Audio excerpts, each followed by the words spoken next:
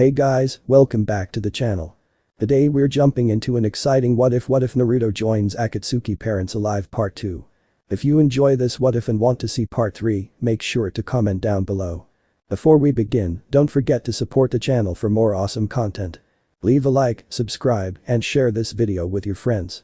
Also, make sure to check out the description and my playlist for more amazing videos. Alright, let's get started. Chapter 3. First order of business, Naruto waved for silence and it immediately came, his strong voice set over the turgid silence of the thousands of people standing before him, all who stared up at him with rapt attention and reverence. He laid out the first of 4 phases he foresaw his country going through before they could truly get back to their feet. All the people displaced due to the war can now return to their homes, as restoration and rebuilding would begin as soon as sunrise tomorrow. I will personally go about, accompanied by my student, he motioned to Sueki at his right, and the girl nodded her head. To supervise the work. Those that had fled the country when the war was at its peak should be contacted and given the option to return back. This point he posed directly to the former rebel leader and the man bowed in subservience, already preparing deployment orders in his mind and which ninjas he would recommend the new leader to send out to inform the displaced dark people. For now, our priority is for us all to recycle parts from destroyed buildings and machines and reuse them to build our home again, but once we have generated enough money, we would make those buildings stronger and better. The crowd cheered approvingly, roaring out their support for the first part of the plan. Their leader had to rebuild their formerly prosperous nation. Naruto's eyes glowed happily that they weren't against his idea, but the issue went deeper than what he was letting on. He needed to meet with the clan heads and the former rebel leader to confirm how much money they had and how much was in circulation, as well as the total number of people in the country, so that the next part of Naruto's grand plan could be clearer. What he knew was that the whole country didn't have that much money and food was scarce, so to handle that, while the people were building, he would separate a small group of ninjas to distribute their rations, while he personally worked with the farmers to grow crops faster. They also weren't to worry too much on the security, because he had set up dozens of clones to patrol with some members of the 4 clans found around the north of the country. The rest were to rebuild, and the others were to defend. He had known his country was rich in natural and human resources, but he didn't know the full extent of this until he journeyed around the whole country, which was unarguably about the same size of a Wagakure and half of Kumagakure. He was made to behold the underestimated force of the things darkness could naturally provide. Naruto now understood why Konoha had used the former daimyo to sap his country's vital resources.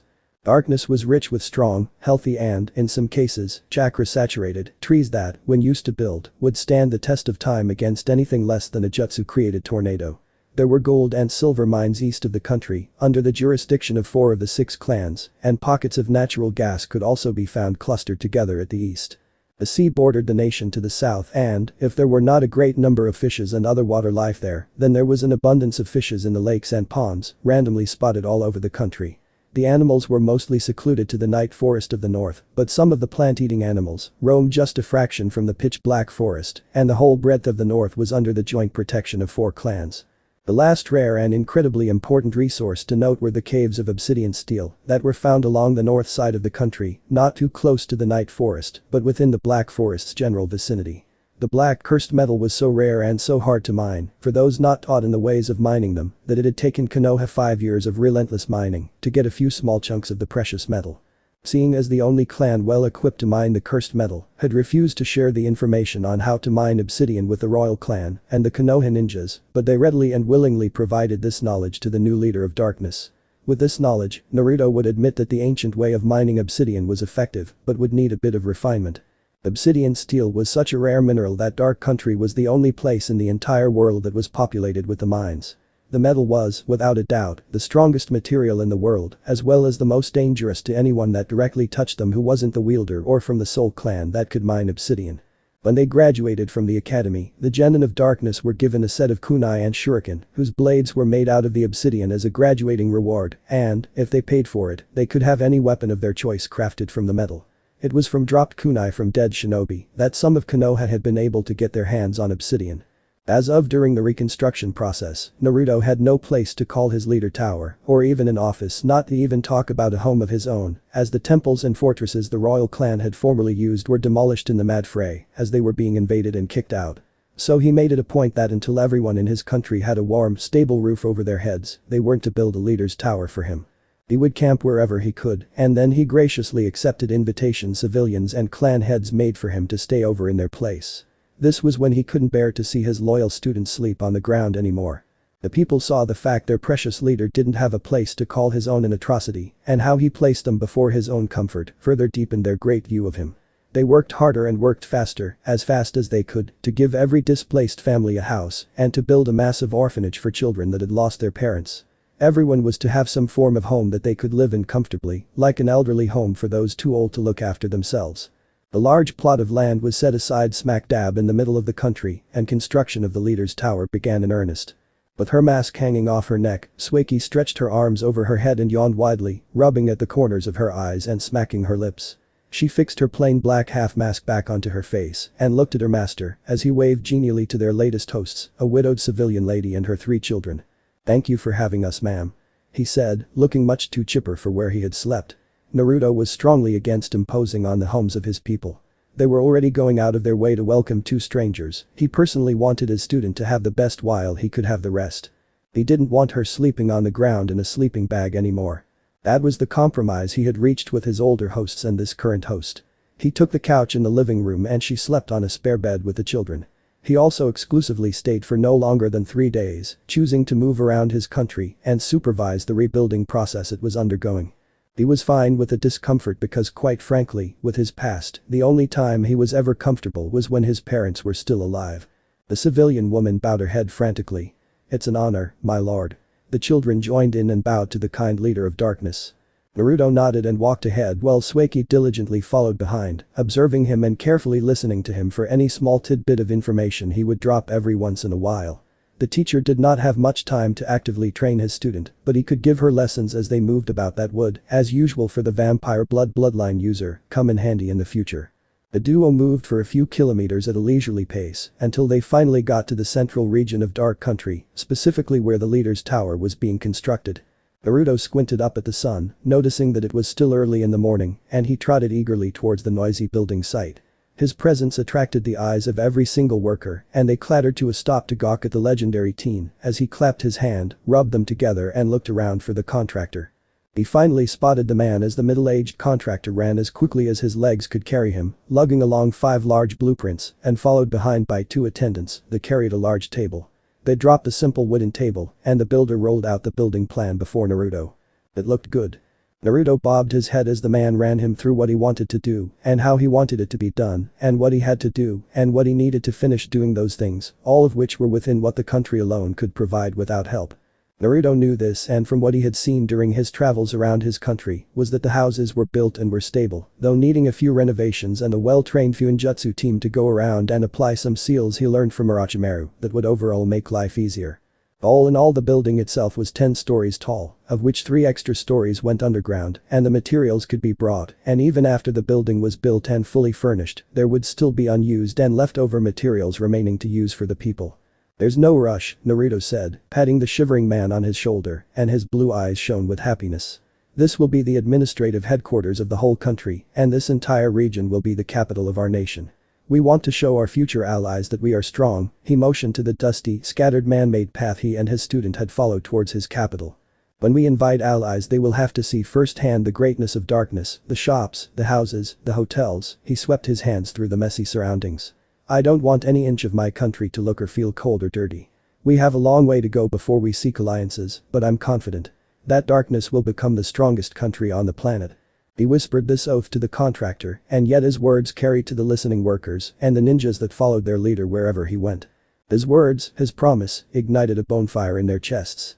It was like they had been sleeping for years, centuries even, allowing the world to move about them while they lived on in solitude and silence, making neutral friends.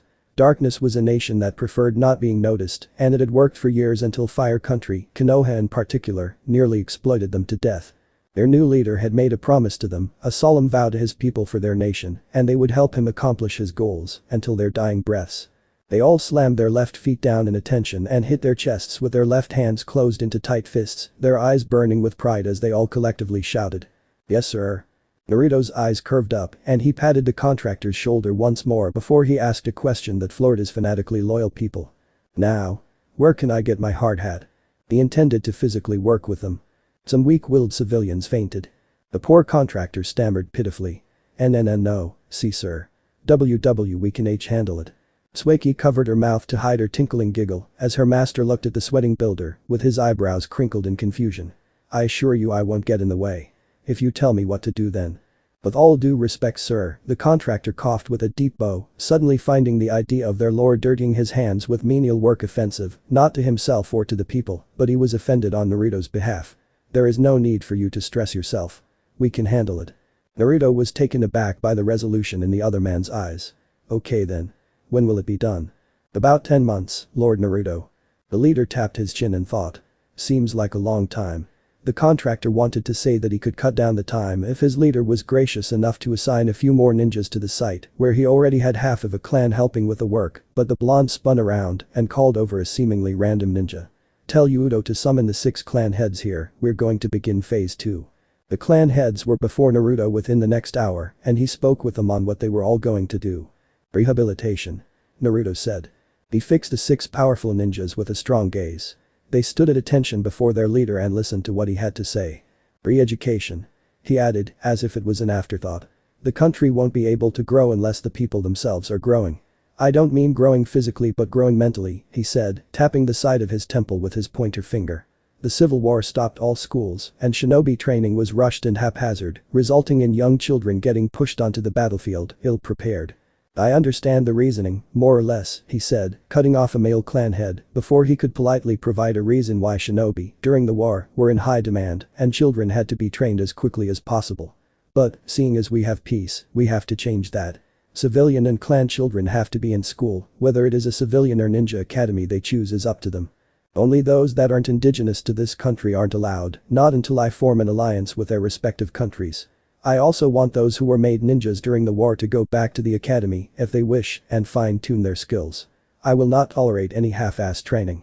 He said with narrowed eyes, forcing his will on his subordinates. The clan heads nodded in agreement and 2 knowledge-based clans scribbled his words down. The former daimyo's vaults have been raided and there is enough money to pay teachers for about 2 years, but before we officially open the schools, I want to make sure they don't cave in on the students. The turnout for the first day of the Civilian Academy and the Ninja Academy was unbelievable. Thousands and thousands of people, men, women and children, trooped from their houses and surged towards the schools of their choice. Life was slowly returning back to normal in the dark country. The trauma of the war still remained and it haunted some more than others, but Naruto had created a special clinic where those haunted individuals spoke to specialists to help them get over their past. The civilians were getting properly educated from teachers that had been hiding through the war and the aspiring ninjas were being tutored by veterans of war.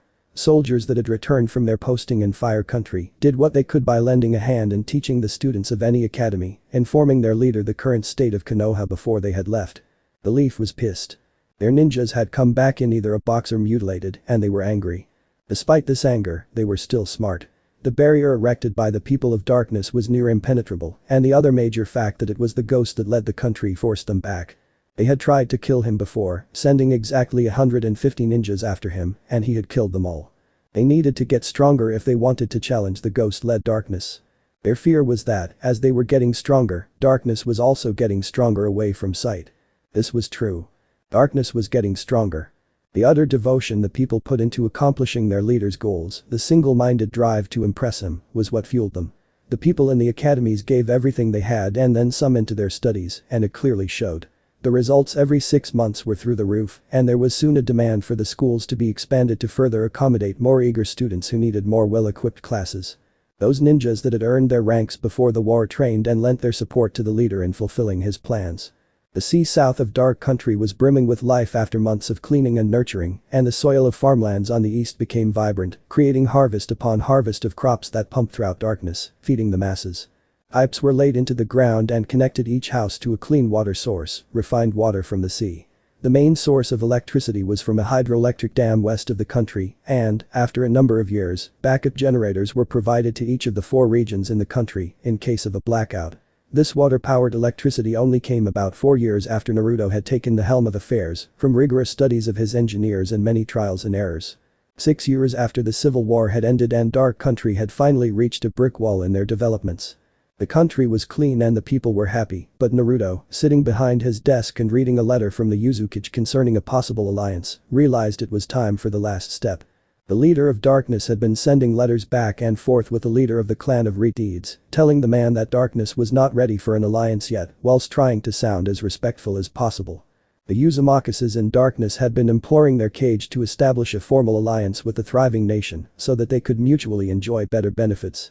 The Uzumakus could open shops, apply for longer permission to live in the wonderfully hospitable nation, and enter their schools so that they could possibly serve under the darkness banner as ninjas of Uzushio. Darkness would get the full support of a much respected country. Access to resources kept from other countries and shared missions, which darkness dearly needed to help keep their economy moving, alongside a trade agreement. The Redeeds had gone as far as personally imploring him to agree to an alliance, meeting him in his office nearly every day. Darkness's economy was booming, that much was obvious. Fresh currency moved around the country mainly from the foreigners bringing Ryu to buy the goods and services Dark Country offered. There was an abundance of ninjas that ran errands around the nation, though never going further than Sunagakur to catch and bring back bounties. Naruto's ninjas had brought back over 10 million Ryu worth of bounties, and that was distributed through the economy, resulting in sharp boosts from different departments, which were split down the middle and separated into civilian and ninja departments. The country was quickly becoming industrialized, and that in turn needed more money to fund the groundbreaking work being done in both the civilian and ninja departments, which could only come about through an agreement between nations. So Naruto did just that. It was the third phase of his plan anyway. He not only replied to the Uzukage that he was now willing to make an alliance, but also sent letters to the Kazukage of Suna, the Mizukage of Kiri and the Daimyo of River Country that he will personally go to them to establish an alliance. The replies arrived a week later. River Country's daimyo wanted to go to darkness and witness all his people were telling him, and the Kazukage also wished to go to Dark Country to express his willingness to ally with the budding nation. The leader of darkness declined for the Uzukage to come to his country and decided, out of respect for the Goddamn Uzukage, Naruto would go to him instead. It was the right thing to do, in Naruto's opinion, seeing as the dark leader had been deflecting the Uzukage for years. Izushiagakur no Sato was many miles south of darkness. The island country was protected by killer whirlpools that were strong enough to rip a whale to shreds, and the tides could crush bone into dust. These riptides and whirlpools couldn't be seen from the shore, but they lay hundreds of miles away and in the immediate surroundings of Whirlpool Island country. Naruto, with a flock of Dark Country people behind him, waited on the shores of his country for the ship that would pick him up and take him to Uzushio. It wasn't even funny anymore how much the people looked up to him and how much they wanted to be around him as much as possible, physically or not. This could be seen from the shops, hotels and other businesses built around his tower, according to the country's building plan. The rippling murmurs briefly stuttered as Naruto turned around to casually converse with a few of his ninjas to pass the time. He noticed the look in all of their eyes. The very same look the 6 clan heads had when he brought up his decision to draw alliances with the 4 places. 2 countries and 2 hidden villages. They were nervous. The group of ninjas the blonde was talking to posed the question on their minds, and Naruto shared a look with his faithful student. The problem with our former alliances was that they were neutral, non-aggression to keep the peace between our nations. Konoha, or even Fire Country, was never part of our alliance, not even once. The thing with Konoha and our other former alliances was that it wasn't a symbiotic relationship. There was no mutually beneficial effect. Relationship, or better yet, association. There was no mutual agreement for cooperation. The ninjas close to him nodded in agreement to their leader, and those closest to the group turned towards them and listened as well. That shouldn't stop us from making friends with those that never once harmed us. Take Kiri for example.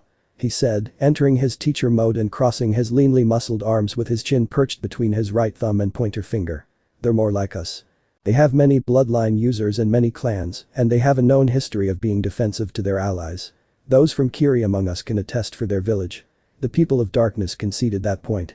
They weren't biased to the foreigners from the 4 places they wanted to ally to, and those people showed their willingness to create a bridge with the rising power that was darkness. Naruto was the leader of darkness, and his position basically made him a dictator, of sorts. He was the supreme ruler and his word was law. The council he created had no real power aside from that of being clan heads and head of department for the civilian division. Naruto was at liberty to accept or deny their advice, and whatever his choice they would stand behind him. Naruto did not have to provide any reason to his people for making alliances, but he still did so that there wouldn't be unrest among them. The people of darkness followed him, not only because his decisions had rebuilt their country and shot their development through the roof since the past 7 years, but also because they wanted to follow him. Naruto hadn't been wrong in any decision, and none of his plans were bad anyway. Alliances didn't sound so bad. The conversation between Naruto and his ninjas then returned to normal. They spoke about things like life at home, their kids' results, future plans, and some used this as their chance to pitch a few ideas to their leader, like creating a special tactical force separate from normal ninjas that handled covert and harder missions. That was an idea Naruto could get behind as, if the alliance talks went well, the country would have access to more missions. Sueki, speaking for the first time, added her voice and supported her comrade's idea. Naruto looked at his disciple with warmth in his eyes, proud of her growth. She wasn't as withdrawn and uncaring of others as in the past. The now 21-year-old lady recognized her role as the leader's student and also as her teacher's unofficial advisor, where he bounced ideas off her and gauged her response. The red-eyed lady and the blue-eyed man still wore black cloaks, but in the case of the woman, her clothes were more fitted for her slim figure and reached only her mid-shin. Her legs were covered by silver-colored leggings and she wore normal black shinobi sandals. There was also now a dark country forehead protector proudly displayed on her forehead and her blank black mask still adorned her face, like her teacher's grinning mask did. She didn't look to be carrying any visible weapons, but she did have a large sealing scroll slung onto her lower back where she kept all of her things and her teacher's things. She tied up her waist-length white hair into a messy ponytail and two red senbon firmly held it in place. Once Naruto familiarly ruffled her hair and turned back to speaking with his ninjas, her reflective eyes unabashedly took her teacher in. For Naruto, the leader wore a ceremonial garb for one of his high offices. His pitch-black cloak had misty white designs on his feet and the ends of his sleeves, and there was the kanji for darkness drawn on his back. He also had a wide, flat hat on his head that was as black as his cloak, besides for the white triangular tip that also had the kanji for darkness. He looked the very same image of power his people had of him and much more. He used power and the authority of not only his office, but also his status as a double S-rank shinobi. Naruto was their beacon of hope. He was their source of strength. He was the object of their undying loyalty. Thus being around him invigorated them and cemented their resolve to serve him. If not for Sueki's teacher, darkness would be a dying nation. Now that Naruto was the leader, they could only imagine the things he had planned for his country. The ship finally arrived and Naruto boarded with his student and 5 appointed guards. Meanwhile in Konoha, Hiruzen Sarutobi, Sandaime Hokage of Konohagakure no Sado, received a report from his Black Ops that the leader of darkness was leaving for Whirlpool, and he promptly sent for the Kurama clan head. He needed to find a way into darkness. He wasn't disappointed by the clan head's answer, he was angry. The Kurama clan head was a cool-headed woman in her late 50s, the age grade of most of the clan heads in Dark Country. She had the illusion-based clan's bright orange-colored hair and perfectly tanned skin. Kunoichi cracked a teasing smirk, her seductively painted red lips quaking up, and a perfectly carved eyebrow rose up as she observed the Hokage's reaction to her answer. "We will not betray Lord Naruto, and we certainly won't betray darkness," she continued, languidly crossing her right leg over her knee, and her slim-fitting battle kimono swished with her. The Kage closed his fist to hold down his rage. "I specifically remember your clan swearing loyalty to the leaf." Then no Yamara Kurama purred, her dark brown eyes glittered at how unimpressed she was of Hiruzen. "We were forced out of our home by your ninjas and the dead royal clan," she pointed out accurately. The royal clan signed off the rights to the great clan, but this alone wouldn't have been enough to force Kurama out of darkness. Konoha had conspired with the then daimyo to kidnap the current holder of mania, thereby forcing Kurama to follow, else the beast they had been charged to contain would break loose and destroy the world. That was the Kurama curse. Their potent illusionary chakra kept the beast asleep, as the holder, a Kurama child, did not have the chakra to do it herself, and the Kurama could not bodily touch the girl or the beast would wake up from his slumber. The clan did not specialize in seals, so they had been using an archaic seal to hold the beast within the child, a seal that could be dated back 100 or so years. Mania was a secret kept only within the clan and the royal clan, and the Leaf had been looking for ways to weaponize the extraordinarily powerful demon, but Kurama had not allowed anyone near their ward, and they had refused to become ninjas of Konoha. "You have sworn to serve the will of fire." Imara pursed her lips in amusement and shook her head. "No, we didn't. The dead royal clan signed us away and they don't have any binding power anymore. Paper is cheap," the woman said with a light laugh. "I never signed my clan servitude to Konoha. If you people will not be of use to Konoha then. You know what that means." Sandaime said with narrowed eyes. He placed his elbows onto his desk and laced his fingers together. The regal woman was not intimidated. "You kill us and the beast is free." It was her turn to narrow her eyes. "Aside from the fact that Konoha would be wiped off the map if more than half of us die, there's one more thing you need to consider.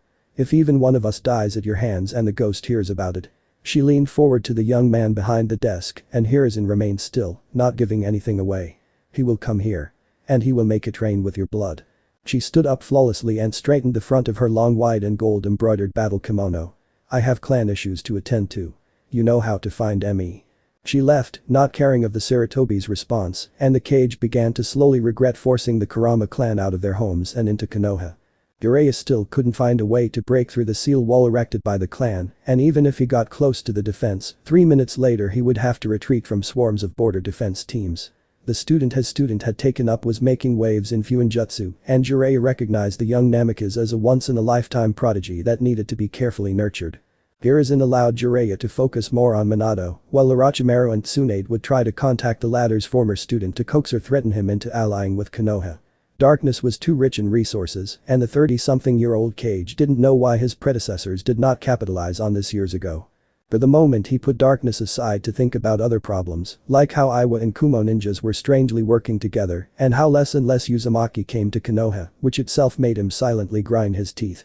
Darkness was where the Kenjutsu clan migrated to, and Mito Uzumaki too wanted to spend some time in Dark Country to visit some cousins living there. In about 3 years, they were to get a replacement Uzumaki to hold the Kyuubi no Kitsune, and now it was in jeopardy if their resident tailed beast holder would choose to stay in their rival nation. He could only hope Orochimaru could soon get a hold of Naruto and bring his former student to order. Hiruzen forced the matter out of his mind and began making orders for his ninjas undercover in Iwa and Kumo to watch the two villages carefully. Ahahaha, welcome to Uzushio, Lord Naruto. The Godame Uzukage, Torin Uzumaki, said with a larger-than-life grin, walking up to the leader of Darkness with his arms wide open. Naruto's cerulean eyes sparked at the man's ease around him, and he laughed along with the man. Closing in, both men hugged tightly, petting each other's backs as if they were long-lost brothers. It was a strange sight, seeing both men, who had so far never met each other face to face, hold themselves by their shoulders and speak so freely. The Uzumaki Cage was in his late 60s, but he looked to be in his late 40s, with wildly tousled red hair and dark purple eyes that glowed with a mysterious sort of happiness, one that couldn't be explained but was truly genuine, especially now that Naruto was there. The man, like Naruto, had deep shadows under his eyes, but unlike Naruto, he had deep laughter lines on the edges of his mouth, and he had a healthy tan. The old Cage had been exchanging letters with a 24-year-old leader, and Naruto was still a bit taken aback at how open the man was around him. Sueki too was surprised when the man insisted she not bow to him, as since she was the student of the country leader, then they might as well be family. Torun slung his arm over Naruto's shoulder, and the masked blonde copied the action.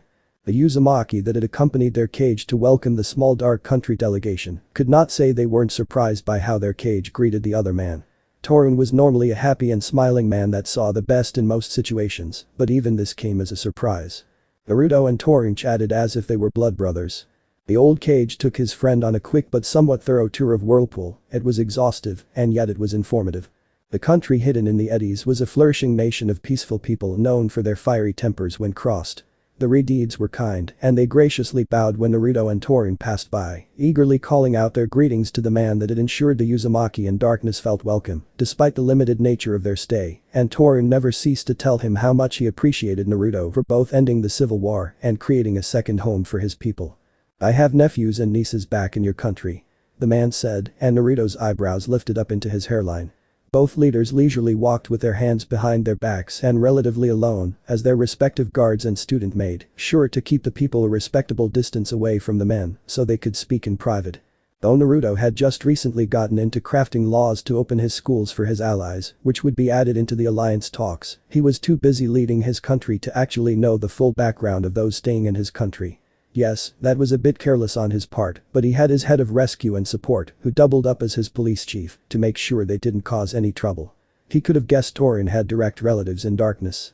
The man noticed his mild shock and chortled deeply, scratching his hairless chin. Their kids want to become ninjas, you know. Is that right? Yes, they have many friends there and they want to enroll in your academy. The system in Darkness did not give permission for foreign children to attend the ever-growing and developing ninja academy, but limited them to the civilian academy. This was inspired from when Naruto was a child in America and couldn't become a ninja because of his immigrant status. Torun then closed his eyes and laughed at something his eldest daughter had told him during her visit back home. Your ninjas are very impressive too.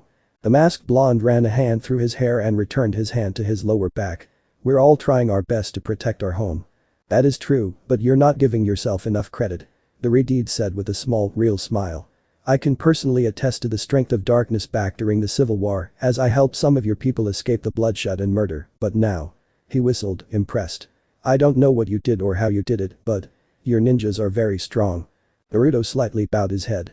"Thank you, Lord Torn." Naruto straightened up and said. "Your clan has been around since the creation of this planet. I'm just glad you're not annoyed I kept on pushing away your alliance attempts. The wrath of a few ninjutsu and kinjutsu specialized clan is the last thing I want." Torn scoffed. "PSSSH, I'm not mad. In fact, I understand why you didn't ally with Yuzashio earlier on." Naruto raised an eyebrow and looked at the cage curiously. "You do?" "Of course I do. Darkness needed to get back onto its feet with its own strength before it could ask for help. I would have been disappointed if you accepted when I first sent you that letter." Now, 7 years later, Darkness could say it was back on its feet and quickly taking off into the sky under Naruto's leadership. "Whether or not our alliance talks are a success or not, I only hope for your two countries to still be on friendly terms. I assure you, Lord Torn, Whirlpool and Darkness will ally," Naruto stated with a firm look to his fellow leader. "In one way or the other." A rumbling chuckle came from the older shinobi's chest. "You know, with your upbringing and all the fabled legends going around the continent about you, you're a lot more. What's the word? More professional." "Ah yes, that's the word. You're a lot more professional than I anticipated." Torun acknowledged the mutual benefit of both countries allying, and so did Naruto. They weren't creating an alliance for their own personal advantage but for their people. "There is a terrifying amount our countries can gain from this union.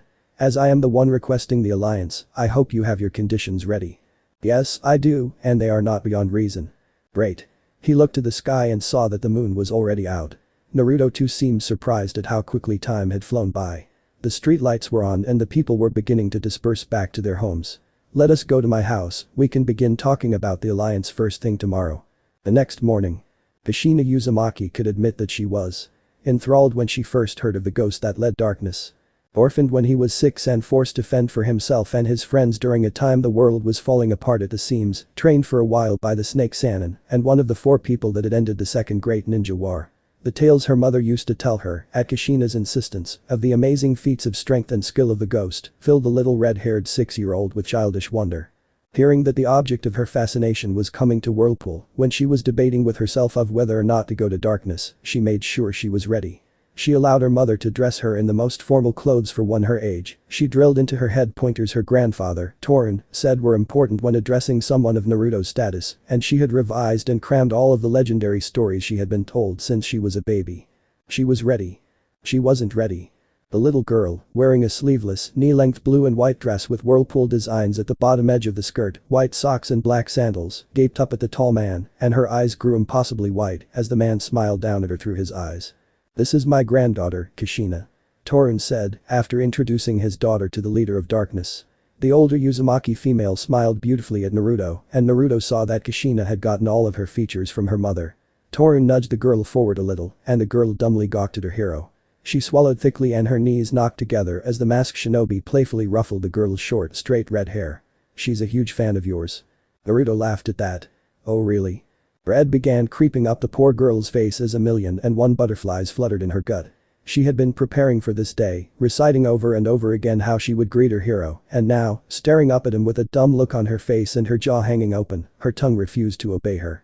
"Well, it's nice to meet you, Kushina," Naruto said, tousling her hair again and almost making poor Kushina faint. The red-faced, red-haired girl gulped and her clamoring heart rattled madly in her chest, roaring at her to save face and say something. "Anything?" Static noises resonated through her head. Her mother gently took her by her shoulders and led her away, saying to the confused country leader. "I'm sorry about her, she's just starstruck." Naruto couldn't get in a good reply, for what was a good reply, before Kushina's mother swept the girl away, while Kushina could only stare at her idol from around her mother as the older female herded her away from the 2 ninjas. Naruto hummed out a suspicious and reminiscent laugh and said to his student, ever at his side and attentive to both her teacher and her environment. "She kinda reminds me of how we first met, huh, Sue?" At that moment, Sueki looked to where the frozen girl had gone with her immaculately beautiful mother, and for the first time since she had started learning under her teacher. Her heart went out to the little girl. Torun got their attention once again and ushered Naruto into his office. Sueki too was allowed into the office, as long as Torun could have one of his advisors with him. It took 2 days for both leaders to iron out what they wanted from the alliance. The alliance talks had gone well.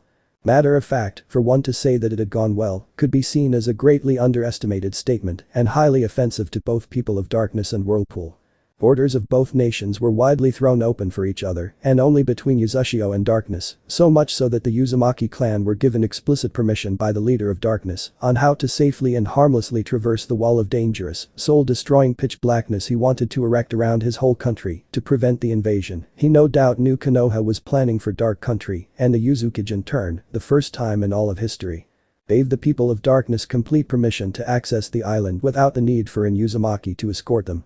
Meaning, no whirlpool or riptide could harm them, and the summoned creatures that guarded the island of Redeeds would in fact protect the people of Darkness if they were to set foot in Uzushio waters.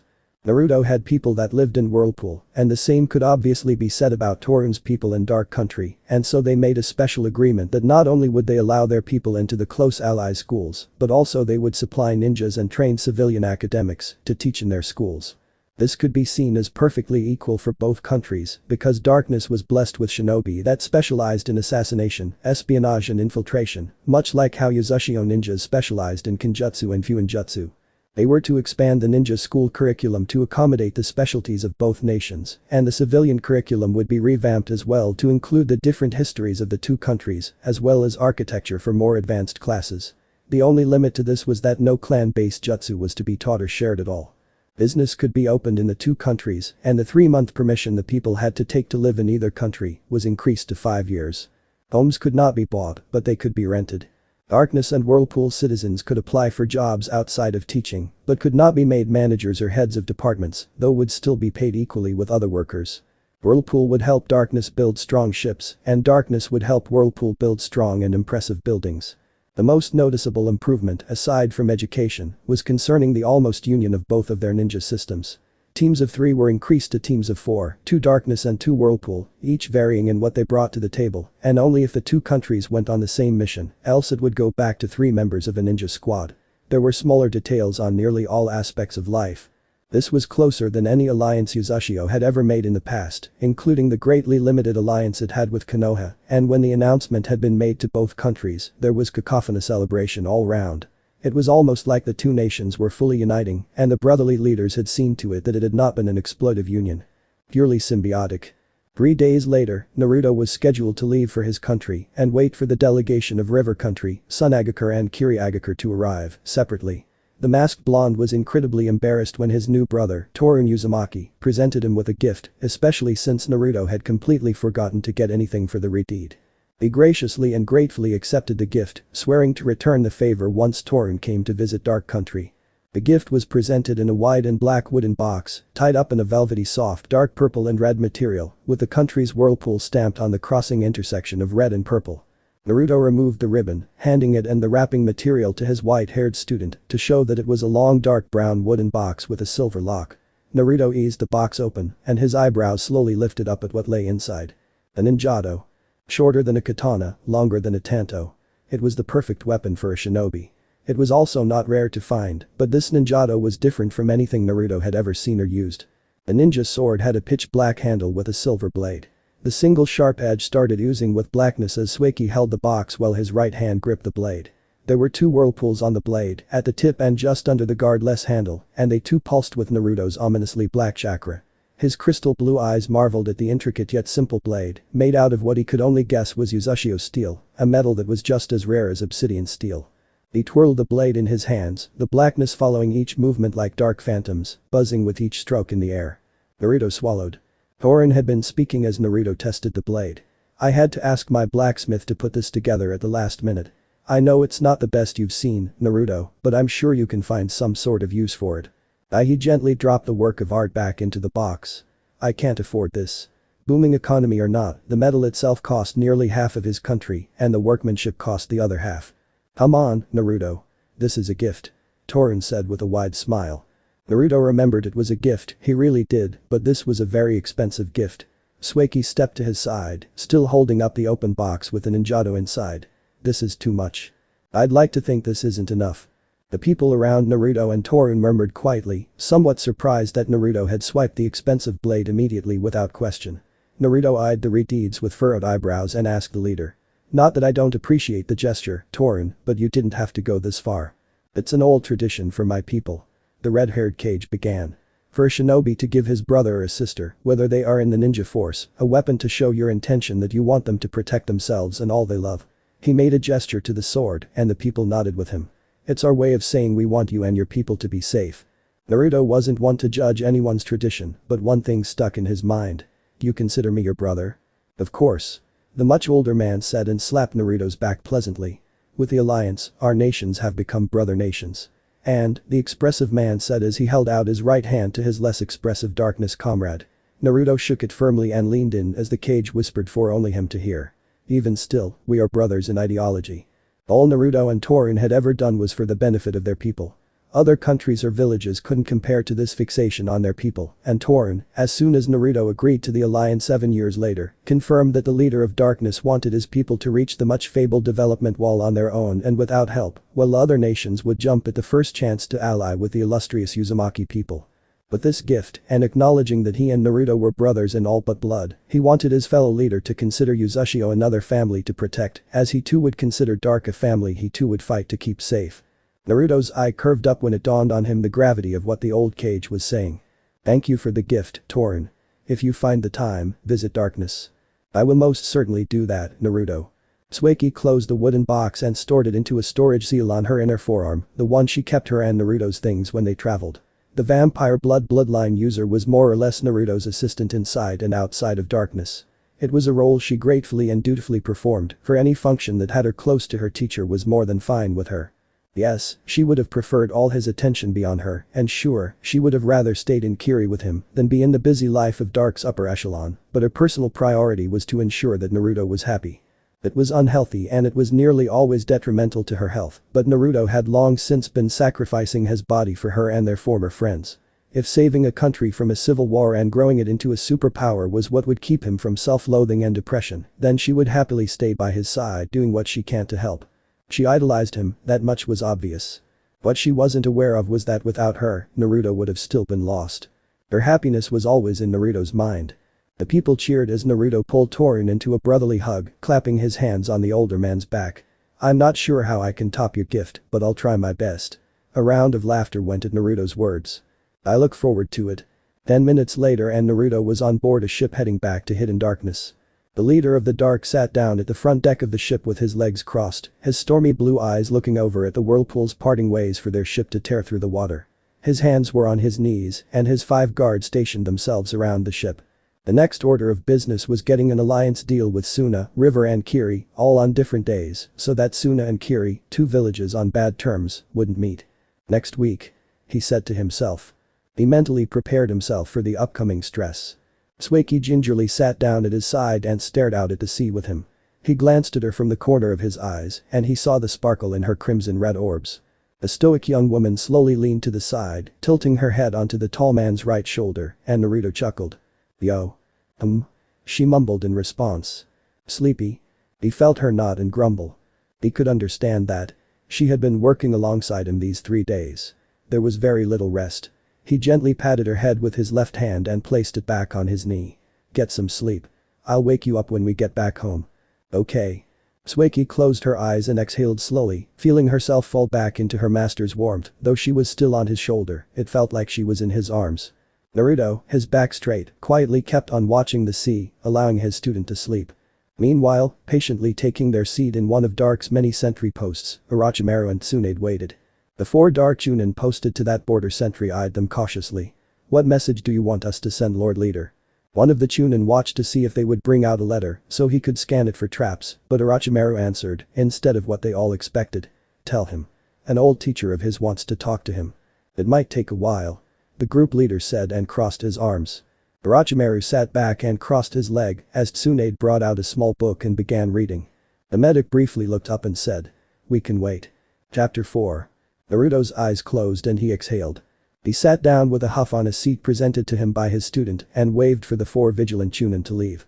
The ninjas took positions outside of the sentry building, far enough not to hear the conversation going on inside, but close enough to double back and provide support in case of an attack on their country's supreme leader. Naruto adjusted his black leader's robe and handed his wide-brimmed white and black hat to his assistant/student Katsuki Sakanomi, fondly called by only Naruto Sueki Orsu. The young white-haired woman took the large hat and stood behind her leader, a little bit to the side, her eyes lowered respectfully. Naruto crossed his right ankle over his left knee and sat back, relaxing his shoulders, his hidden arms crossed underneath the sleeves. He tilted his head to the side and examined the two ninjas sitting before him, his gleaming blue eyes not giving much.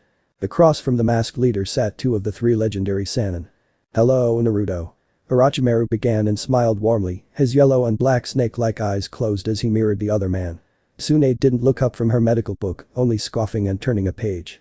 Neither of them acknowledged the disrespect, especially since Naruto was technically their superior, whether or not they were Sannin. "How have you been?" "I've been well. You look." The masked ninja answered, pausing to sweep his eyes over the other male. "Older. Time takes its toll on everyone." Orochimaru answered with a small laugh. Of course he was deeply offended by the remark on his age, seeing as he was dedicating his life to reversing the effects of age to his own benefit, but he was more than used to the Dark Leader's offhanded pot shots at that point. "I appreciate that you didn't bring Jiraiya with you." "Ah, yes," the man said with a sigh. "My teammate is less than tactful in negotiations. I convinced him not to come out of respect for you, Lord Naruto." The Snake Sannin stressed his former student's title and Naruto hummed with his eyes unperceptibly narrowed. "I mean I would have had him arrested for his irritating attempts at infiltrating my country." "Are you so confident you are able to apprehend him?" "An imbecile he may be, but he is still the Toad Sage." "I wouldn't say it if I didn't have my ways." The leader answered right away. "Ah, of course. You are the dreaded ghost, are you not?" The man said with a small snort, waving his hands a little above his head. "You have a reputation in Fire Country, you know." "I know. You're now almost akin to the bogeyman, Lord Naruto." The man closed his eyes and tutted. "I'll admit. I envy your infamy." Naruto stared at his former teacher for 10 long painfully silent seconds before he said. "I've got a very busy day ahead of me, Orochi, so why don't you cut the crap and tell me why you're both here?" Tsunade closed her book with a loud snap and looked up at the boy, her eyebrows twitching with suppressed frustration. "Is that how you talk to your teacher, brat?" Sueki looked up and her blood-red eyes constricted, looking straight at the slug sage with eyes as hollow as a dead corpse. Naruto lifted his hand and she stood down, but her fingers remained clenched, angered at the utter disrespect to her master. "Matter of fact, yes." He raised a single finger and then said. "And he's not my teacher anymore." His finger dropped and his eyes remained unchanged in spite of the venom seeping out of hers. His next question surprised them. "Did the Sandaime send you here to strong-arm me into submitting my country back under him, or did he send you here to assassinate me?" The frankness of his question visibly took them off guard and Naruto's eyes curved up into a smile. "Which is it? How are you so sure we're not here for a peaceful alliance meeting?" "Then, of course, I would have been notified through a message through any of my sentries a week prior to today. As per the unwritten protocol of countries attempting to ally with another country. I can give 3 more reasons why you two are here for my head and my country," he said, lifting 3 fingers, then flipping his hand airily. "But I'm sure you two can think of them." "Lord Sandaime only wants what's best for the Dark Country," Orochimaru said and Naruto settled back. He could see the slight laughing tinge in the blonde man's cerulean blue eyes. "You see. There are a lot of bad people in the world, some who would resort to underhanded means to steal, kill and rape your country." Naruto didn't move, silently listening. "Using any means necessary to take the bountiful resources of your naturally rich nation. My Hokage. All he wants is for such a prosperous country, like yours," here Naruto's head lowered and he looked at his former teacher with gradually darkening eyes. "To not fall into the hands of such delinquents. So. He, Lord Sandaime, wants the Dark Country to be under the protection of the Leaf." The Snake Man sharply raised his hands and clarified. "Not under Fire Country but under Konoha. Konoha is known to successfully protect its friends, that is why many villages rush to ally with a hidden leaf." Naruto's pointer finger rhythmically tapped on his knee. The Snake Man smiled widely and spread out his empty hands before him. "I'm not sure you've noticed, Lord Naruto, but there are some very greedy men and women eyeing your country's resources. The obsidian mines, the gold mines, the fish, the chakra trees, all of them. And they are poised, ever ready to ambush and take it all from you." Sueki silently looked at her leader as he leaned forward and perched his forearms onto his knees, lacing his fingers together and looking straight at the duo. A bad feeling welled up in her gut. And it wasn't from Orochimaru or Tsunade. Her hands, hidden in her long sleeves, flexed and clenched. "All we want is a small slice of your riches. An insignificantly small slice. You'll barely even know it's gone." The black-haired man smirked. 50% of all your monthly profits, including obsidian steel gathered from your mines and trees, cut down from your forests." The man dusted his hands and held them up, as if in surrender. "That's it. Naruto's shoulders trembled briefly as he laughed under his breath. Is that all? The duo looked at each other, then Tsunade nodded. Yes, that's all. I want you to go back to Konoha and I want you to tell Sandaime something. It's very important, okay? The former teacher could see it coming, he really could, and he smirked in amusement and looked down, shaking his head. Naruto ignored the man and stood up, his glowing blue eyes boring burning holes into the top of the silently laughing man's head as he continued. I want you to tell your Hokage Hiruzen Sarutobi to kiss my ass. Tsunade shot to her feet in outrage, but Naruto beat her to the punch. Get the fuck out of my country. The leader turned around with a swish and Sueki deftly pulled his chair out of his path and he briskly walked to the exit. The girl bowed slightly as he passed her and she started walking beside him, a quarter of a step behind him. Naruto ground to a halt. He looked over his shoulder and said, do you really want to do that? In a blaze of speed, Orochimaru had slithered over to Naruto and wrapped his snake-transformed arms around his ex-student, his yellow and black eyes shining brightly as his jaw unhinged, elongating and wrapping around Naruto's neck once, his fangs just about to bite into the back of the leader's head. It happened so quickly. Orochimaru hissed and his eyes curved up maniacally. Assassination it is. The masked man hummed. Your white snake sage form truly is something to fear, old man. The man hissed, both in appreciation for the offhanded compliment and in offense at the shot at his age. I bet you're also going to swallow me whole and imitate me, huh? Cell dark to Konoha once again. The position Orochimaru was in was inescapable. His fangs were less than a millimeter from the back of the leader's head, his arms and body were wrapped tight around Naruto's body, and the sage chakra flowing through his body would prevent Naruto from dispersing into smoke so easily. You're forgetting someone. Tsunade is her covered. Orochimaru snarled wolfishly. Does she really? The man's eyes bulged when he felt a small poke to his side. Sueki, as emotionless as ever, held a white senbon with a red liquid inside to the man's torso, between the bottom of his flak jacket and the top of his pants, and held out another senbon under Tsunade's chin. The woman stood on her toes, trying not to get poked by the lethal medical needle, and her hands were open at her side. Her teeth were grit in frustration as the tip grazed under her chin. She suppressed her breathing and swallowed, ensuring not to touch it anymore. You have two options. The leader of darkness said as his student held both Sannin by their lives. A drop of sweat rolled down Orochimaru's side and the deadly sharp needle poked further. The bloodline of the blonde student swirling at the ready in the white-haired lady's body and the blood-filled needles.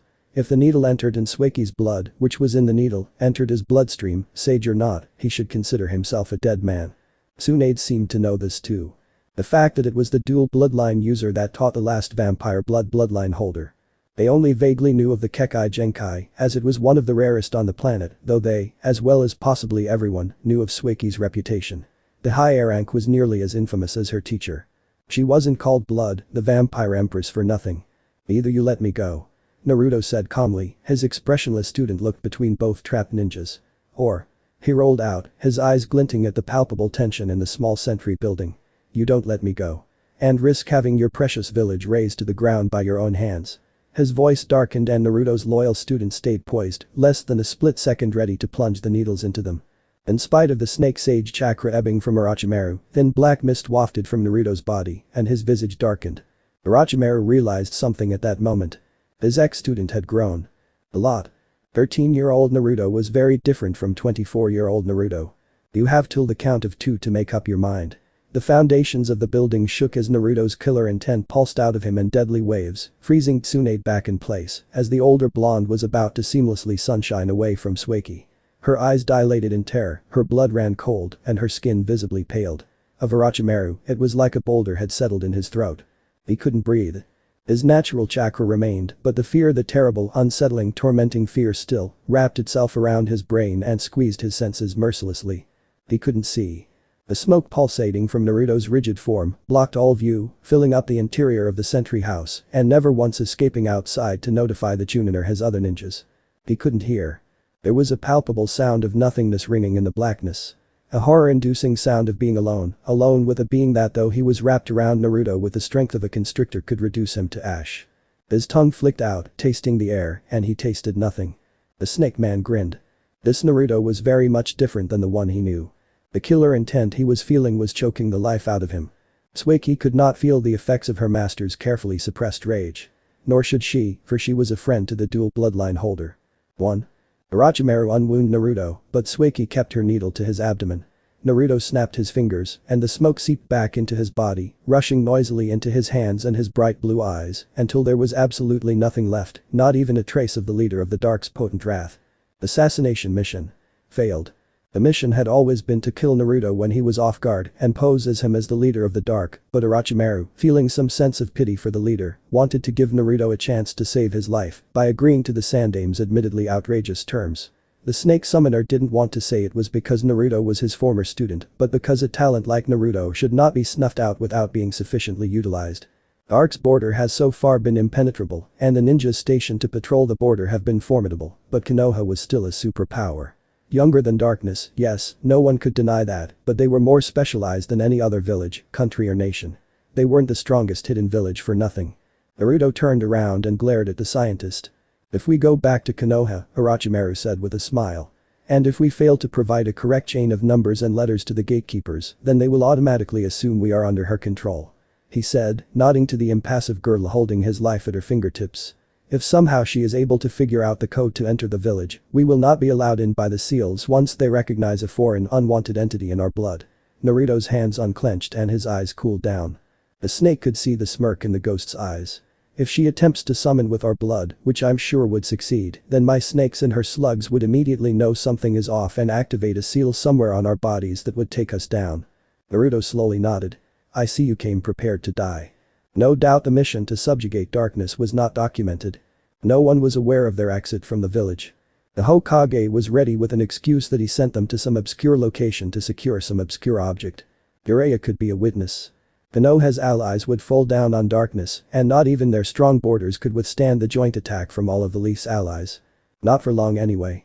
If Naruto ended up killing them, then Konoha would be justified in invading Dark Country. You're forgetting something again, Orochi. And what is that, Lord Naruto? Naruto smiled so much his eyes closed. I've got it all on video. The Konoha ninja's eyes snapped around, and they saw a small glint at the top corner of the small building, behind the wall-to-wall long desk of the sentries. Naruto chuckled deeply. Did you think we were so poor as to not be able to afford security cameras? Darkness wasn't poor, not by a long shot. No decent village, country or nation would want to stay allied to a village that would secretly or openly, for that matter, bully small countries into submission, not after the clusterfuck that was the Second Great Ninja War. Villages like Suna, Waterfall, Tea and Tree would pull out of Konoha's alliance immediately once they saw the video seeing both the threat and the attempted assassination. Those villages made up a significant bulk of the Leaf's allies, and without them, darkness had a chance. I like your confidence, Orochimaru. Naruto said. It is so entertaining to watch how you planned this covert mission so perfectly. Yet it fell apart at how much Konoha looks down on my country. Still, Naruto couldn't have his country fight another war, especially with the Uzushio alliance still fresh and primed with potential. The trauma of the past civil war was still on every Dark citizen's mind, and the apprehension was the main emotion when it came to the oncoming alliances. There were also the many wonderful plans Naruto and Torin had in respect for the Dark Whirlpool Alliance. Naruto didn't want to throw all the development the alliance would bring away over another war. Perspiration broke out on Orochimaru's forehead as Naruto grabbed him by the scruff of his shirt and forced him to look into his eyes. Sky blue clashed with bright yellow. Naruto was about the same height as the Sannin, so there wasn't much of an issue. The issue was that Orochimaru and Tsunade just might die over the greed of the Leaf. The senbon poking the side of Orochimaru's stomach slid into Suiki's sleeve. Tell your Hokage, Naruto said in a low, dangerously calm voice. That if any Konoha ninja ever comes near my borders, I will have them executed on the spot. They would be used as sport for the animals in the dark forest. Their blood would be used to nurture saplings. Torture. Agony. Mayhem. Death. Orochimaru saw it all in the other man's serene blue eyes. There will be no mercy. Naruto promised, his demonically deep voice chilling the ninjas to the bone. Despite his terror, Orochimaru smiled shakily. And if your Hokage is persistent, if he truly wants war, then I will be the one to have his head. There was nothing after death.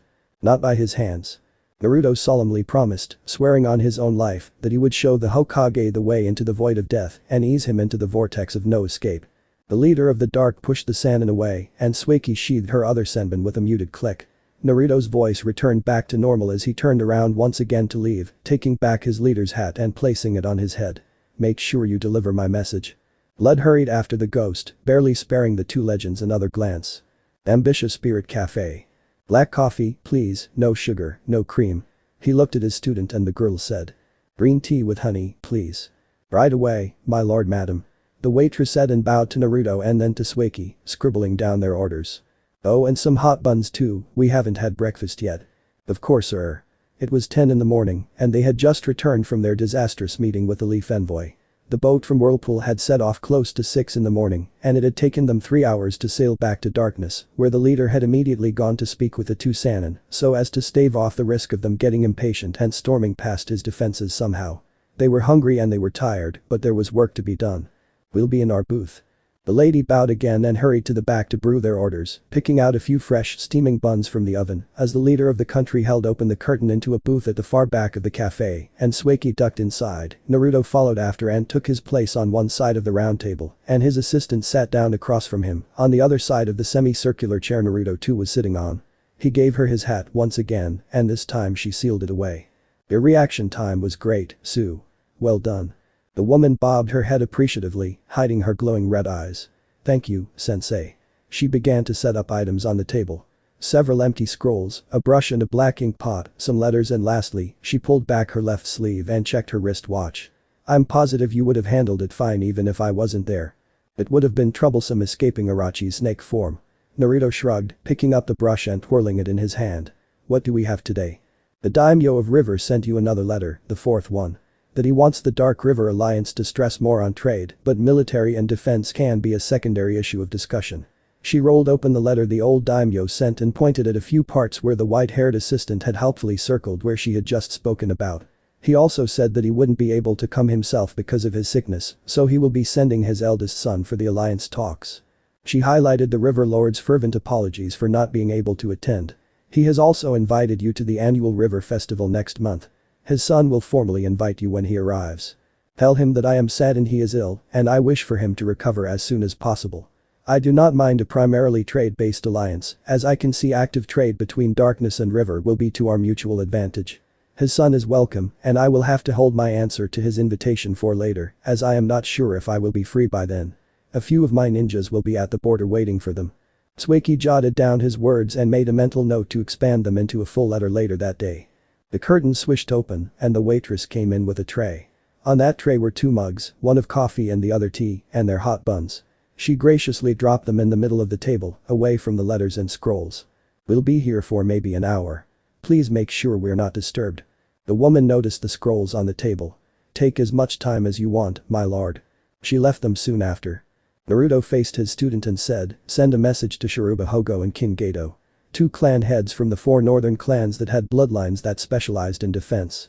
To start increasing our border security. Tell them that we're pushing forward the date to close off our borders completely from non-allies." Sueki left to deliver the message, leaving Naruto to his thoughts. The border till that point had been powered primarily by Naruto's smoke release and an array of seals from a Fuinjutsu specialized clan, the Chuiinku clan, but that had been a short-term plan so that the people still in Darkness that were from soon-to-be allied nations could go back and forth with little difficulty but under strict border checks. But now that the threat of an imminent invasion from Konoha loomed over the Dark Country, Naruto had no other choice than to create a stronger barrier with the support of the 2 defense-based clans. It was going to be a wall built across the border of the country, curving from the west to east, thousands and thousands of miles long, and that wall would have a few openings on major roads leading into Dark Country. These openings would be large gates manned by his ninjas to carefully check those that intended to enter the country. The Dark Forest would be the only place not encompassed by the wall, as the forest itself was a defense mechanism. Dark citizens and Yuzushio, as well as the soon-to-be allied nations, would be administered special painless tattoos to the back of their hands that they would show to the gatekeepers when they wanted to enter or leave the country. The seal tattoo would be verified by the gatekeepers and an invisible barrier they would have to pass to gain entry. Anyone that had a fake, forged tattoo or had somehow torn it from the skin of its real bearer would be immediately detected and taken out. The seals on the wall would be harsh. Naruto's order was for no one to hold back in building or seal reinforcing the wall. The Darkness leader wasn't going to be taking any chances with Konoha, not when they still had a lot to do. The wall would essentially prevent any ambush or surprise attack and ward off those that intended to set up a criminal underworld in Naruto's country. Darkness used to be a quiet country that seldom involved itself in fights that didn't concern it. It was this relative peace that attracted nearly war-torn villages like Suna and Kiri citizens. Yuzushio joined in because Dark could have been a superpower with the 6 bloodline clans and their specialized ninjas but had taken the comfortable position of staying in the background and allowing external events to run its course, much like Yuzushio. Darkness never once planned for world domination or the invasion of another nation, the borders were essentially open to those that could keep the peace. The civil war had changed that mindset a lot. Darkness was an old country, almost as old as Uzushio, and the civil war from 7 years ago had erased their trust in anyone but themselves. Though Suna and River had not done anything bad to them, they hadn't done anything good either, especially not during the civil war. Kiri and Uzushio were the only places that helped evacuate people from the dark country to safety amid the chaos of the Second Ninja War. Naruto couldn't blame Suna and River for their inactivity though, and gradually the rest of Dark Country couldn't blame them either. Suna was in the thick of the Second War and were painfully short-handed, focusing their efforts on their own village not being destroyed from the skirmishes raging across their country, coming in from aim, stone and rock. While River didn't have any fighters well equipped to help in any way. They were a trading country. The most they could do was smuggle food into darkness, but that was few and far in between. Naruto had a long-term plan to revive his country, and following the former plan of suppressing the might of the dark people, was not in that plan. He was going to make the dark country into a superpower that far surpassed Konoha.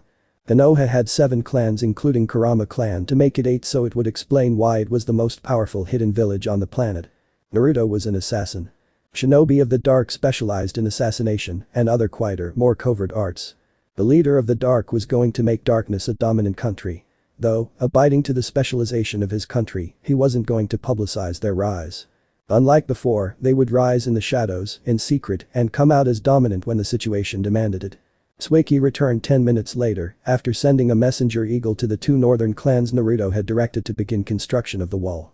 The 2 clan heads of the Hogo and Geto clans would first meet the head of the Chuinku clan and inform him of their leader's command, whereas the Grim Inkheart bloodline clan would begin constructing a suitable seal to place on the walls and the permission tattoos on the back of the people's hands. The defense clans would start construction as the Ink clan started designing seals. They didn't question the command. Not on why their leader had pushed forward the date for the construction or why he did it so suddenly, without prior warning. The Chuinku clan would report to Sueki weekly on their progress.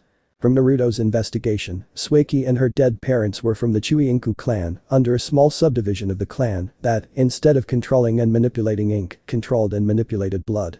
The majority of the blood users had been wiped out during the Civil War by a bloody bold-faced attack from the royal clan, and Kiri Agakure ninjas had only been able to aid Sueki, and her parents escaped to a small town on the outskirts of Aim, far from the warfare. That was where Naruto and the others met Katsuki Sakanomi. Sueki, or, as she was known in the bingo books, Blood, was a special case. Both of her parents were civilians, though still blood users, and until she met her fellow Dark Country refugee, she had been resolved to being a civilian as well. Orochimaru did not get the chance to see what Sueki could do, mainly because Naruto had put his foot down on involving the little girl in his teacher's training, but he knew the bare basics of what she could do.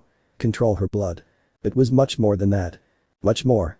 Like what her clan could do with ink, Sueki could use her blood to create various weapons and tools, only as long as said blood was outside of her body.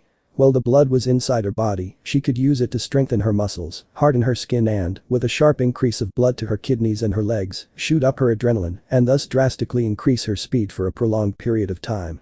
This usually kills anyone else, but for someone that could manipulate her own blood, she could easily filter out the excess adrenaline that hadn't been burnt away from the activity once she was done and store it in her body for later use.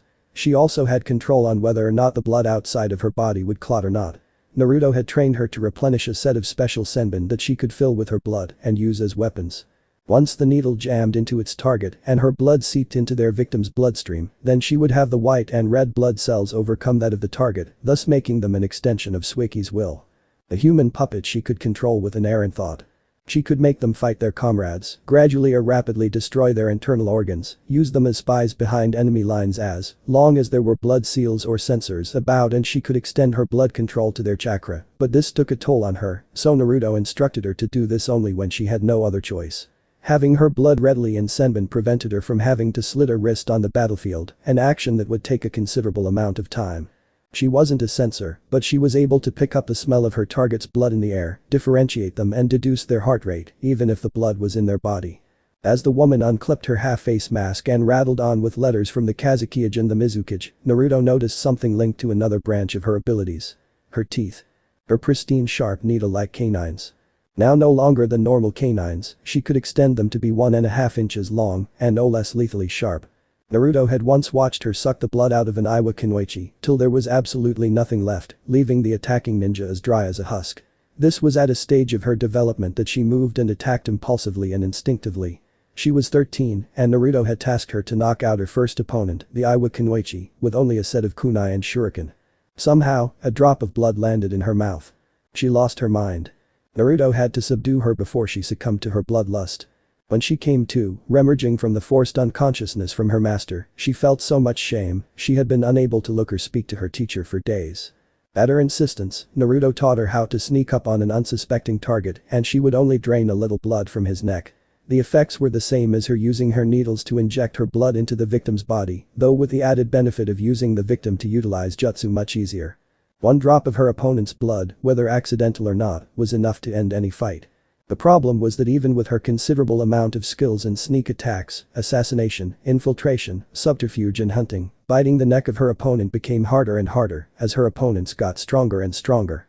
One fateful week, after a long string of victories, she became overconfident. The memory was enough to make Suiki pause and groan, rubbing her forehead. Naruto smiled slightly. She was 16 and she was cocky. She challenged her teacher, Naruto, to an all-out fight. The reason for this was so as to prove to Naruto, her idol, and to herself that she could stand shoulder to shoulder with him in battle. Her idea was that after soundly defeating her master, she would convince him to retire forever and she would devote the rest of her life to protecting him. That was the plan. Her abilities were fairly overpowered, she thought, they should be more than enough to beat her master. She had been so arrogant that day it took everything in Naruto's being to not laugh at her. She was so damn cute and the masked man kept reminding her of that fact as many times as he could. Naruto had beaten her thoroughly. After beating her into a ragged pulp and crushing her into the ground, he picked her up and subsequently put her into a somewhat simple but no less deadly standing submission hold, a chokehold using his arms and not his hands, standing behind her. She put up a valiant struggle against his iron grip, clawing and scratching at his forearm, gasping for precious air, but his arm stayed firm on her throat. "Quit," he whispered darkly, tightening his hold. "I want you to quit." In spite of the thrashing, the pained girl had refused to tap out and allowed herself to slip into blissful unconsciousness. The next day, she came back to Naruto, penitent, humbled, and begged him for more training. The beating had humbled her. He acknowledged that even in her sorry state, after pounding her into the ground, she didn't tap out to his submission hold. He gave her credit for preferring unconsciousness and the slight risk of death by asphyxiation than giving up. Naruto was nothing if not a tough teacher. It seemed master and student had the same pleasant depending on how you see it flashback. Suiki bashfully coughed into her fist and continued her summary of the Kazukiya's letter. The value of the Ryu in Suna and most of Wind Country is overinflated. Most food commodities are expensive.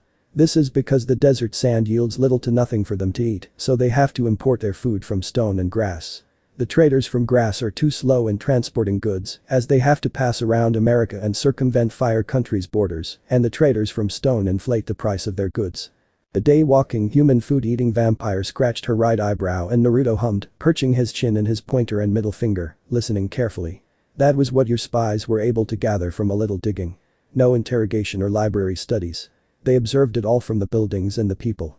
She brought out a few black and white pictures Naruto's ninjas had taken. The buildings were made out of clay bricks. They were small and huddled together. People did anything to get food, and the poverty of the shinobi village was apparent. The Wind Daimyo seemed not to care for the state of his country's only ninja village. Naruto felt sorry for them, but he wasn't obligated to help, per se, not yet anyway. This was all information the Kazuki didn't want to divulge, though Naruto would be doing a great disservice if he didn't look into the village hidden in the sands to confirm they wouldn't turn around and betray the darkness. Suna had a few ninjas, but they were undisputedly strong. Darkness was a closer neighbor to Suna, their western neighbor, to be more specific, so the trade routes would be shorter and more in number. What does the Kazuki want from the alliance? Naruto asked, and Suiki flipped through two newly delivered letters from the current cage of Suna. A military and trade alliance. She answered, showing her leader where she circled the main points. What he could say over the letter was that he will allow some of his puppet masters to teach in our schools if they give Suna a loan. Did he say how much? No. His assistant murmured after flipping through more letters. But he did say he will go over the details at his arrival. What do you think, Suiki? I think their intentions are honest. She nodded, rolling up the Kazuki's letters and setting them aside, saying. Aside from the fact that we have a few of our people living in Suna, we have uncovered open plans for Suna to begin construction of a large-scale farm, one with loamy soil that can be used to grow crops that are able to weather the hot sun, as long as there is the appropriate soil present. They do not have the funds or expert manpower to dig the sand and import the soil. She laced her fingers together as Naruto continued. The best place to set up this large farm aside from near Stone and Aim is close to Dark Country. He nodded at his analysis. Stone would leech off of the farm if it was near them, and Aim was too secretive at the moment. Suna was wary. If the farm is established, funds or not, they would still need the prolonged help of my people to maintain it. Suna needed irrigation, and Darkness could readily provide. Suna needed silos and Darkness could build. Suna needed capital and Darkness could provide. I know that if my ninjas are able to utilize the puppet arts, it would be a great boost to my ninja force, Naruto said quietly. His assistant jotted down his reflective words, not for a future letter though. But they really can't honestly think that I would pour in that much time and effort for just puppetry training. Suna has coal mines and oil fields. Sueki supplied. Oh? She nodded honestly. They also have an abundance of medicinal herbs and medical ninjas. Naruto pursed his lips and muttered. Which would explain the low mortality rate mentioned in the report, despite the hunger and dehydration. Hi, they have been selling oil to Fire Country and Iowa for years now, but at a deflated price, because that is the highest they can get. The reason being other nations saw natural gas as superior to oil. Well, that's stupid. Naruto grunted. Sorry. Naruto realized that his student couldn't read his former thoughts. I mean them thinking natural gas is better than oil. Oil, when properly refined, can be of so much use. Of course, sensei. If we secure an alliance with Suna, we can tar all of our roads. Sparing some of his ninjas to build for Suna and a significant portion of his country's money didn't seem so unworkable after all. The masked man could actually see a long-lasting alliance with Suna. I predict the Kazukiage would bring all of this up in our alliance talk. I have noted it all down, just in case. Thanks. We'll devise a strategy for handling the Suna alliance later this evening, but for now, he rubbed his hands and sipped his almost forgotten mug of coffee. Kiri. Like with Suna and River, where they had allowed dark ninjas to subtly scout out their territories but not divulging village secrets, and vice versa, the Mizukage had allowed Naruto's ninjas to look around. The ninjas were respectful enough to not look for trouble by digging too deep. Reports were first passed through Sueki and then to Naruto. There are only 3 locations that are, how should I say it, blessed with bloodline users. The teacher said, and Sueki scribbled in another jotter, her personal jotter, the one she used to write down any lesson he gave her. Konoha, Kiri and Darkness. He listed them off with his fingers. Any other place has at least 1 or 2 clans. Some have no bloodlines at all, like Snow and Kumo, but that doesn't make their ninjas any less dangerous. Kumo was among the strongest hidden villages, ranked 2nd, and they had 0 bloodline holders. A village doesn't need bloodline holders to be strong, not necessarily, but if they do have them then they are to be treasured. That was exactly what Naruto was doing with the 6 clans and the clanless in his country. They were all different yet they were all united. Sadly, Kiri doesn't truly honor their bloodline holders. Yes, sensei. The vampire brought out some reports and pointed with a slender finger at a few circled points. It says here that there are numerous infighting, quarrels, squabbles, fights and whatnot between different clans at different times. The Mizukage is mostly concerned with keeping the conflict from spilling into the clanless and the civilians, but has admitted that he encourages the fighting so as to strengthen their camaraderie, she quoted. I would admit. It is strange that after so many years of these internal fights, it has never once escalated to a full-blown civil war. No lives were lost and not much property damage. It all ends after only a few days. Naruto read. Maybe I read them wrong. Sensei. I'm sure you remember our time in Kiri. She nodded slowly, unsure of where he was going. I constantly saw people butting heads and yelling, so my assessment of them wasn't so positive. He was honestly surprised when he came to find out that the Kiri ninjas or people from Kiri were decent people, some had even helped refugees escape the bloodshed of the civil war. But aren't they a village of hunter ninjas? Hostile emotions leaks informs killer intent and that warns the enemy of their approach, isn't that Hunter Ninja 101? Suppressing their hostility should be their main priority. His eyes widened and Sueki paused from her frantic writing, ravenously devouring her teacher's words. Or. He looked down and sipped the coffee again through his mask, his shoulders shook with muted laughter. They released their repressed negative emotions on one another, but not to the extent that it would result in the loss of a life. The woman's eyes shone with hidden confusion. You see. Hunters are meant to suppress their emotions, mainly their negative emotions. Their target will sense their aggression from afar and flee, censor or not. Killer intent is very potent. Storing up their negativity for up to a week takes a toll on even the best ninja, so they take out their bottled up anger on each other while still considering how much they release. In other words, they violently blow off steam on each other. The student tilted her head to the side. Do you ever feel angry, Swaki? Of course, sensei. If for some reason you are to hold in your anger for a week, how do you deal with suppressed anger? I hunt animals in the dark forest. Good. We all have our ways of expelling our pent-up emotions. How do you do it, sensei? I eat. That explains a lot. Naruto chuckled. Yup. 2 buns disappeared as they neared his mask. The Mizukage's words make more sense now, huh? They do. She wrote it down. You taught me how to suppress my emotions long ago. You mentioned that it is an essential tool that most shinobi prefer not to learn. Emotions drive people to do rash things. He then pointed out. If I succumbed to my emotions and killed Orochimaru and Tsunade, video or not, we would have been driven into a brick wall by Konoha. Yuzashio would have helped, but the devastation would erase any development we made and any development we would make. He leaned forward and tapped her forehead with his pointer and middle fingers, his bright eyes turning up into a genial smile. As an assassin, bearing emotions while on a mission is detrimental to your health and the health of your comrades. Having them is not bad, not completely, but having them at the wrong time might cost you your life. Her eyes glazed over as she looked at him. Adoration was plain on her pale, unmasked face, and her mouth fell open ever so slightly as he tapped her forehead again. Do you understand, Swaki? Hi, Naruto-sensei. She said shakily. He patted her head and sat back. Great.